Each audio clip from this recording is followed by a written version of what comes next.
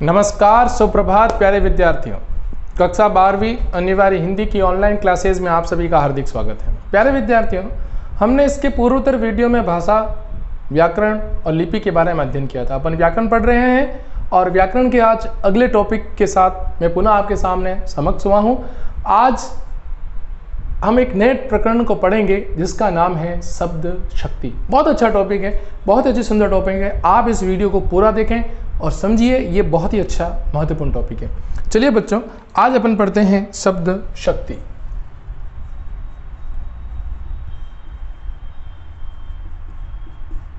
क्या है शब्द शक्ति? पहले इसका सामान्य अर्थ समझते हैं।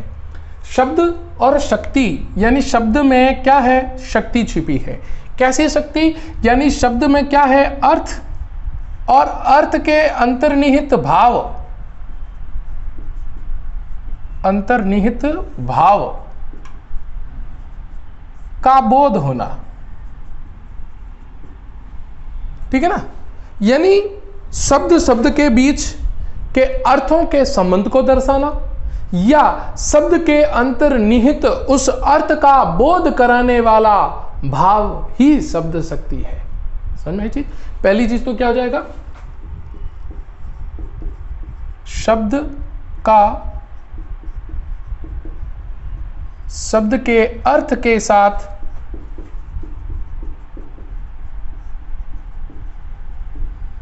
संबंध का बोध करवाना,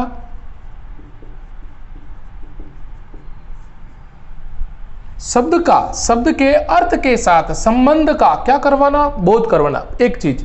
दूसरी चीज, शब्द के अंतर्निहित यानी उसके अंदर विद्यमान अंतर्निहित भाव का, अंतर्निहित शक्ति के भाव का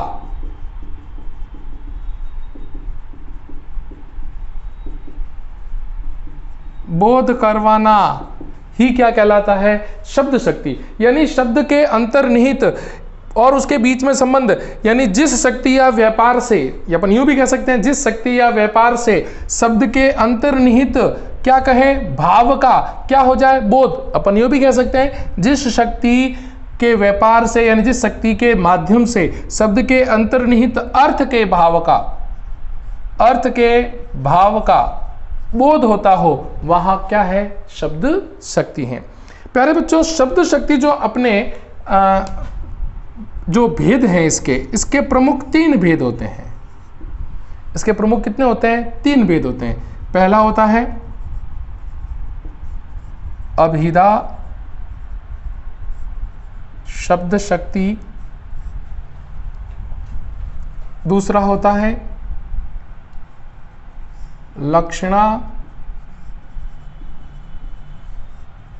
शब्द शक्ति, और तीसरी होती है व्यंजना शब्द शक्ति। इन तीनों को अपन विस्तृत पढ़ेंगे क्योंकि इससे संबंधित 2 नंबर का प्रश्न बोर्ड की परीक्षा में पूछा जाएगा। तो आइए अपन सबसे पहले बात करते हैं अभिधा शब्द शक्ति की। अभिधा शब्द शक्ति क्या है? अभिधा यानी सरल अर्थ, अभिधा अच्छी तरह से अर्थ को समझना, धारण करना, यानी सरल अर्थ का बोध कराना, सरल अर्थ का बोध करवाना। पहली चीज, सरल अर्थ का क्या करवाना? बोध। वो क्या होता है? अभिधा शब्द शक्ति। बच्चों ध्यान से समझना इसको यहां पर। यानी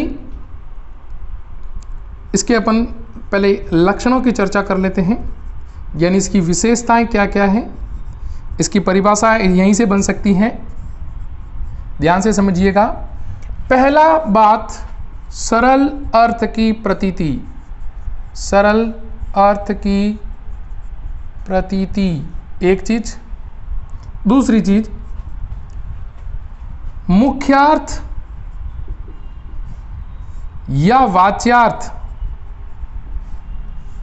का बोध होना। ध्यान समझना, मुख्यार्थ और वाच्यार्थ का बोध होना।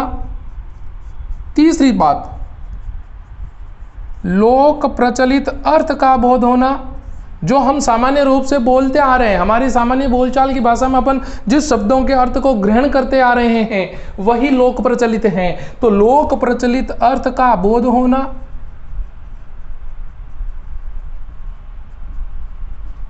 ठीक है। तीसरी बात, संज्ञादि का ज्ञान होना। अब संज्ञादि का मतलब समझ गए आप, जो हमारी संज्ञा है, संज्ञा का मतलब जातिवाचक, व्यक्तिवाचक जो संज्ञा है, उन संज्ञा के रूपों से, यानी संज्ञातिक जो रूप है उनके नाम से किसी व्यक्ति का, वस्तु का, स्थान का अपने को क्या होगा, बोध होगा, हमें उनके बारे में क्या होगी, जानकारी होगी।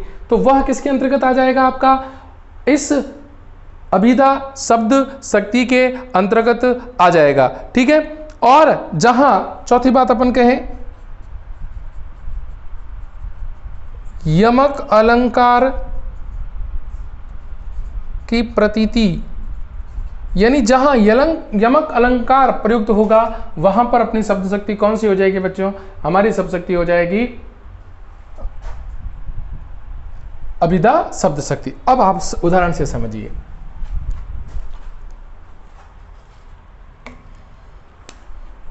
जैसे पहला उदाहरण, गजपालक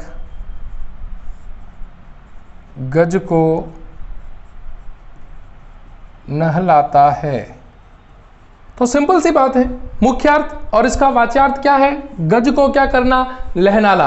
और जहां गज को नहलाया जाए वहां कौन सा हो जाएगा, आपकी अभिधा शब्द शक्ति हो जाएगी। जैसे गायें दूध देती हैं, सरल अर्थ है, गायें दूध देती हैं, सरल अर्थ है। एक मैं थोड़ा सा साहित्य की तरफ चलूं तो उसमें क्या होगा, हम भारत के भरत खेलते शेरों की संतान से, हम भारत के भरत खेलते शेरों की संतान से, यानी हम भारत के भरत खेलते शेरों की संतान से, कोई देश नहीं दुनिया में, कोई देश नहीं दुनिया में बढ़कर हिंदुस्तान से, बढ़कर हिंदुस्तान से। तो समझ में आया बच्चों, हम भारत के भरत खेलते शेरों की संतान से, यानी कितना सरल अर्थ बता रहा है कि कोई देश नहीं दुनिया में बढ़कर हिंदुस्तान से। जहां मुख्य भाव आ जाए, जहां वाच्यार्थ प्रकट हो जाए, ध्यान रखना ये बहुत महत्वपूर्ण बात है, जहां मुख्य अर्थ प्रकट हो जाए, जहां वाच्यार्थ प्रकट हो जाए, जहां लोक प्रचलित अर्थ आ गया कि भरत के नाम से भारत पड़ा, शेर भरत शेरों के साथ खेल रहा था, तो यहाँ के बच्चे भी पैदा होते ही वीर सपूत राष्ट्रवाद के प्रति समर्पित होते हैं। ठीक है। संज्ञादि का परिचय भरत और भारत का क्या दे दिया, परिचय दिला दिया, है ना। और यमक अलंकार जहां प्रतीति होती है वहां अभिधा शब्द शक्ति होती है। विष्णु ने नारद को हरि रूप दिया, तो ये भी क्या है, अभिधा शब्द शक्ति ही है। आप स्क्रीनशॉट खींच लीजिए इसका, फिर अपन आगे देखते हैं। दूसरी बात करें,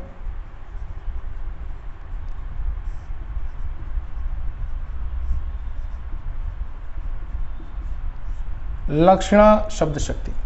अब इसका नाम से मालूम चलता है, लक्षण विशिष्ट अर्थ प्रकट करना, जहां मुख्यार्थ और वाच्यार्थ पर अतिक्रमण हो जाए उसको दबा ले और एक नया विशिष्ट अर्थ अपने सामने प्रस्तुत कर दे, वो क्या हो जाएगी, आपकी लक्षणा शब्द शक्ति। तो पहली बात तो यहां पे क्या होगी, जहां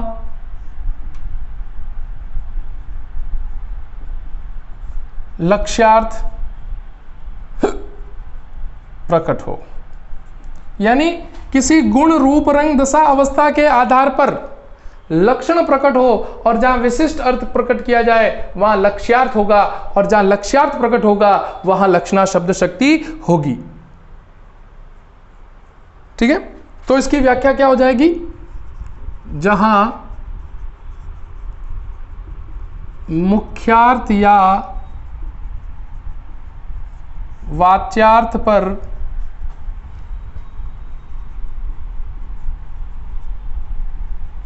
अतिक्रमण कर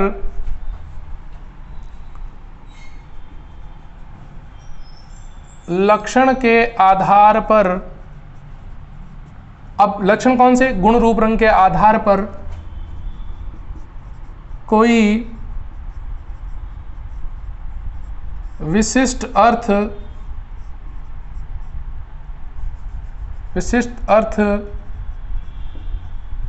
लक्ष्यार्थ के रूप में ग्रहण किया जाए। अब यहां पर देख लीजिए आप, जहां लक्ष्यार्थ प्रकट हो, जहां मुख्यार्थ और वाच्यार्थ पर बाधा हो, यानी इन दो पर क्या हो, बाधा हो, उसके अर्थ को प्रकट नहीं होने दें और अतिक्रमण करके लक्षण के आधार पर क्या किया जाए, कोई विशिष्ट अर्थ ग्रहण किया जाए। और जहां लक्ष्यार्थ के रूप में ग्रहण, अब लक्ष्यार्थ का मैंने बता दिया आपको क्या, लक्ष्यार्थ यानी गुण रूप रंग दशा अवस्था के आधार पर। अब इसकी विशेषताएं देखते हैं, इसके लक्षण के बारे में चर्चा करते हैं।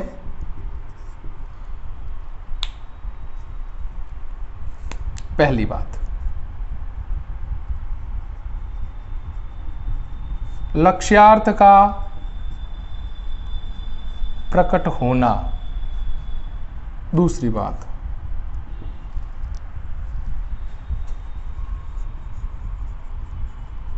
मुख्यार्थ व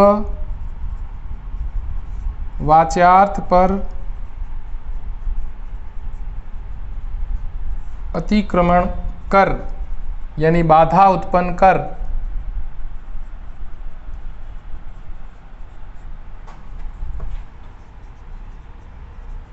लक्ष्यार्थ भाव प्रकट करना, एक ये हो गए। ठीक है, यानी लक्ष्यार्थ भाव इस पे क्या किया जाएगा, प्रकट किया जाएगा। दूसरी बात, किसी वस्तु या व्यक्ति की पहचान की विशेषता बताना। ठीक है, चौथी बात, जहां मुहावरे ज्यादा प्रयुक्त हो, मुहावरे का प्रयोग होने पर, सबसे अच्छी बात ध्यान रखना, जहां मुहावरे अत्यधिक प्रयुक्त हो, जहां मुहावरों का अत्यधिक प्रयुक्त होना हो, वहां पर सदैव लक्षणा शब्द शक्ति है, गांठ बांध लेना कि जहां मुहावरे दिखें आपको लक्षणा शब्द शक्ति करनी है। पांचवी अहम बात, जहां रूढ़ि व प्रयोजन के आधार पर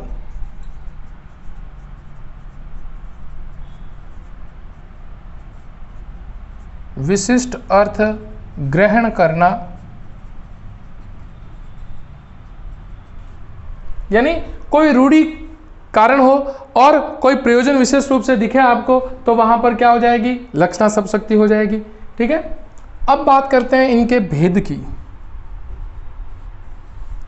इसके भी दो भेद होते हैं। पहली होती है रूढ़ि लक्षणा और दूसरी होती है प्रयोजन वती लक्षणा। कोई ना कोई रूढ़ि या कोई ना कोई परंपरा जिसके माध्यम से कोई विशिष्ट अर्थ ग्रहण किया जाए, वहां पर लक्षणा शब्द शक्ति होती हैं। प्यारे बच्चों, रूढ़ि का मतलब होता है कोई ना कोई रीति, ढंग या तरीका जिसके आधार पर कोई लक्षण प्रकट हो। प्रयोजन का मतलब होता है किसी न किसी कारणवश कोई कारण रहा होगा जिसके कारण उसकी लक्षणा भाव प्रकट हो रहा है, तो वो होता है प्रयोजनवती लक्षणा। तो आइए इसके बारे में चर्चा करते हैं। सबसे पहले रूढ़ि या रीति के आधार पर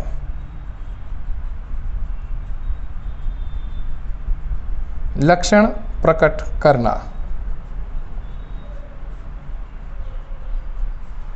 यानी कोई रीति या कोई ढंग के आधार पर लक्षण प्रकट करना। यहां किसी कारण या प्रयोजन से लक्षण प्रकट करना, ये सारी बातें इस रूढ़ि लक्षणा और प्रयोजनवती लक्षणा के अंतर्गत आती हैं।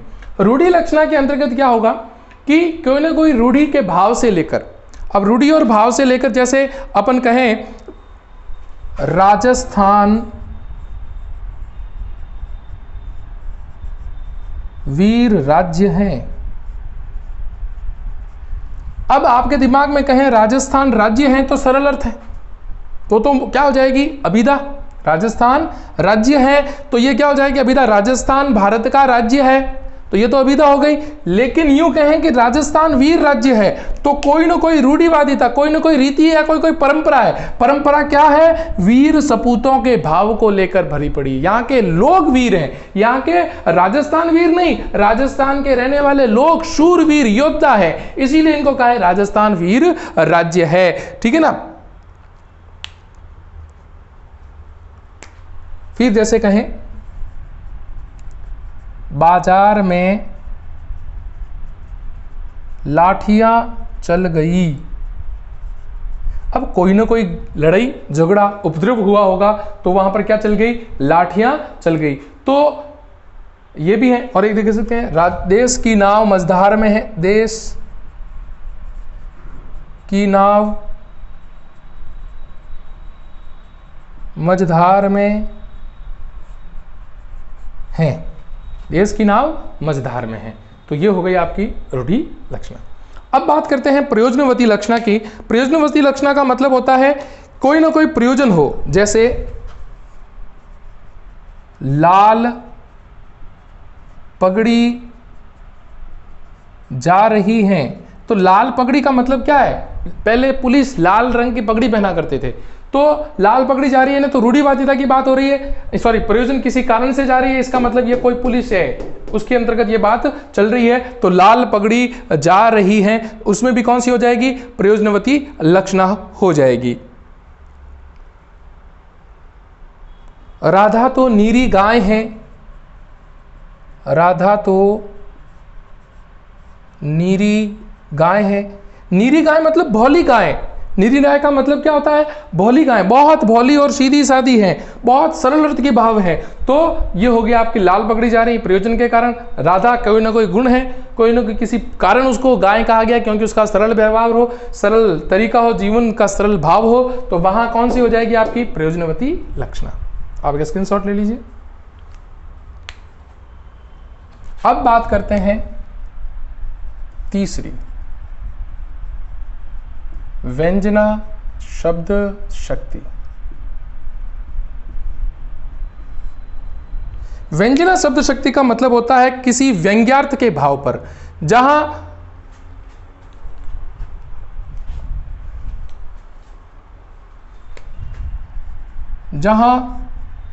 न तो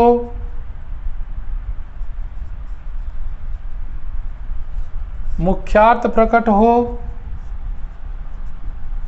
और न ही वाच्यार्थ प्रकट हो, बल्कि किसी तीसरे विशिष्ट अर्थ की ओर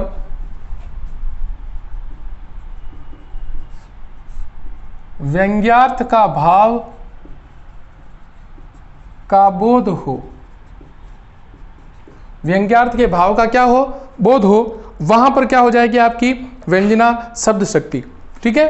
तो इसके लक्षण भी क्या हो जाएंगे, पहला न मुख्यार्थ और न ही वाच्यार्थ का प्रकट होना, एक बात। दूसरी,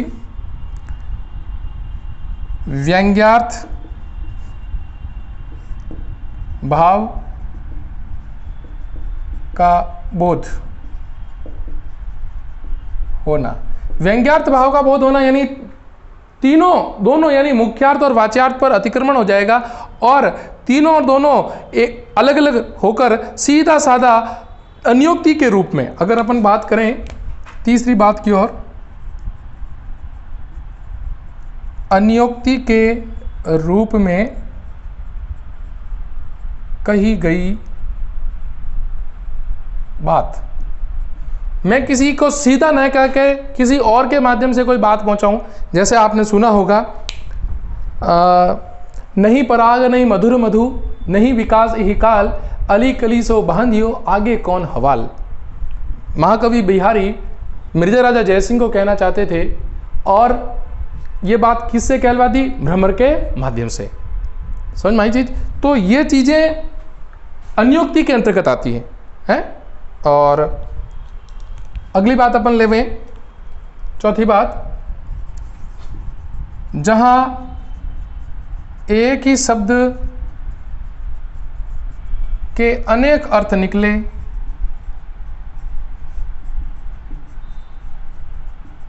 यानी पांचवा श्लेष अलंकार जहां प्रयुक्त हो, श्लेष अलंकार जहां प्रयुक्त हो। अब देखिएगा, एक बात सामान्य से उदाहरण में आपके सामने प्रस्तुत कर रहा हूं।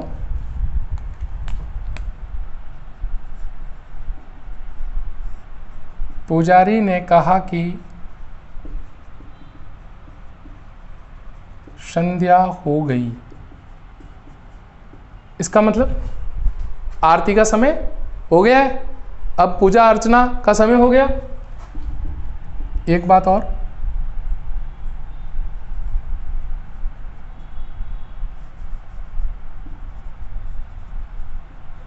अध्यापक जी ने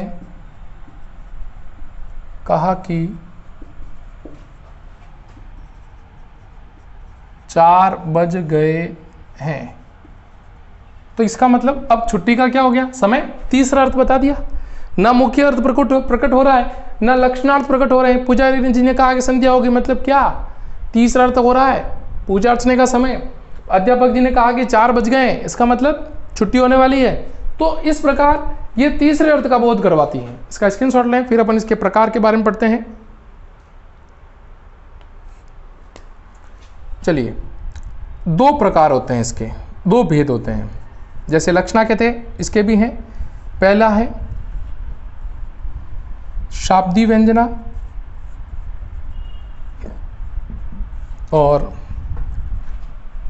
दूसरी है आर्थी व्यंजना।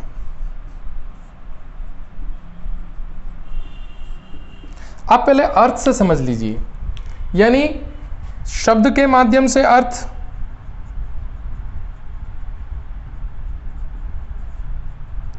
तीसरा अर्थ, और पूरा अर्थ करने के बाद,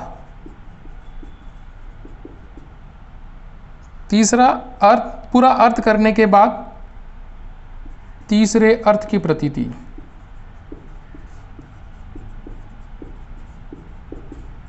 ठीक है बच्चा? तो शाब्दी व्यंजना यानी शब्द के माध्यम से, आर्थी व्यंजना यानी अर्थ के माध्यम से। जैसे अपन कहें शाब्दी व्यंजना में, सुबरन को ढूंढत फिरे कवि कामी अरुचोर। ठीक है, ये श्लेष अलंकार है, ध्यान रखना। सुबरन यानी अच्छे वर्ण। सुबरन का मतलब कवि के लिए क्या है? अच्छे वर्ण। वही सुबरन का अर्थ कामी यानी काम वासना व्यक्ति के लिए क्या है? सौंदर्य। और वही अच्छे वर्ण के लिए चोर का, सुबरन का मतलब क्या है? सोना यानी गोल्ड, है ना? सोना वैसे भी बहुत महंगा है, तो सोना चोर के लिए क्या है? सोना यानी गोल्ड। उसको पाने के लिए कोशिश करेगा। आपने एक और देखा होगा, रही मन पानी राखिए बिन पानी सब सून, पानी गए न उबरे मोती मानुष चून। तो पानी का तीनों के अंतर्गत आता है ना? पानी गए न उबरे मोती मानुष चून, पानी गए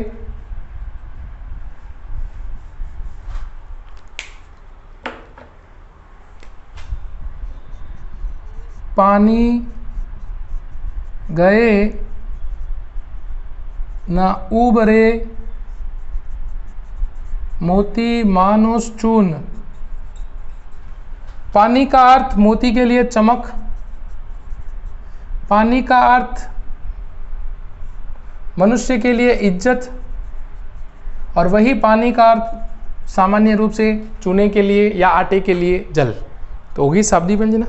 तो ये हो गई शाब्दी व्यंजना। अब बात करते हैं आर्थी व्यंजना की तरफ चलते हैं। ठीक है, आर्थी व्यंजना के अंतर्गत क्या होता है? माली आवत देख कर, माली आवत देख कर, कलियन करी पुकार।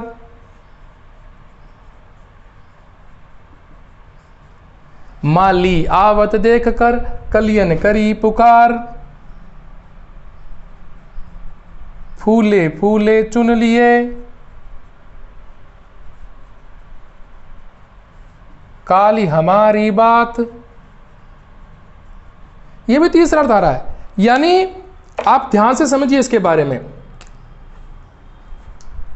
उपवन में माली आया, उसको देखकर कलियां जो भी खिली नहीं है, वो आने वाले समय की बात कर रही है। क्या कर रही है कि फूले फूले चुन लिए, अच्छे अच्छे वर्ण तो चुन लिए गए, अच्छे अच्छे पुष्प चुन लिए गए। कल हमारी क्या है बात, कल हमारा भी दिन आएगा, हमें भी इसी प्रकार से क्या कर लिया जाएगा, चुन लिया जाएगा। तो एक अन्योक्ति के रूप में इसमें क्या हो चुका है, अर्थ निकल चुका है। यानी काल यानी कल हमारी बात, यानी हमारी पुकार करेगी, कौन करेगी? कलियां। ऐसी बात इस समय आर्थी यानी शब्द व्यंजना के अंतर्गत की गई है।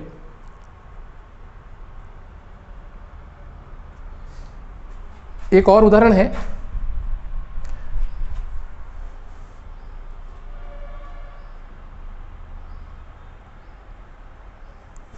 एक उदाहरण और है, लिखिए। नल की अरु, नल की अरु, नल नीर की, नल नीर की, नल की अरु नल नीर की। एक गति कर जोय, एक गति कर जोय, जय तो नीचो हवे चले, ते तो ऊंचो होय। नर की और नर नील की, एक गति कर जोय, जय तो नीचो हवे चले, ते तो ऊंचे होय। नल की यानी पाइप की, और उसके अंदर बहने वाले जल की, और उसके साथ नल और नर, नल की अरु नर नीर की, नर है नर है, नल की अरु नर नीर की। एक गति कर जोय, जय तो नीचो हवे चले, ते तो ऊंचो है। जिस प्रकार नल के पानी को ऊंचाई से यानी नीचे से बहाया जाता है, वो उतना ही ऊंचा चढ़ता है। अर्थ को समझना, जिस प्रकार पानी को नीचे बहाया जाता है उतना ही वो ऊपर चढ़ता है, उसी प्रकार मनुष्य भी अपने जीवन में विवेकता के साथ, शालीनता के साथ विचरण करे तो वह भी प्रसिद्धि को प्राप्त होता है। तो इस प्रकार शाब्दी व्यंजना पढ़ी और आर्थी व्यंजना पढ़ी। आशा करता हूँ आपके आज का यह शब्द शक्ति का टॉपिक समझ में आया होगा। प्यारे बच्चों, 2 नंबर का बहुत महत्वपूर्ण प्रश्न यहाँ से बनता है, इसलिए आप जरूर इसको पूरा पढ़ें, इसके नोट्स बनाएं और लिखें, इसका स्क्रीनशॉट लें और अधिक से अधिक इस वीडियो को शेयर, लाइक और सब्सक्राइब जरूर करें। मिलेंगे एक नए वीडियो के साथ, तब तक के लिए नमस्कार।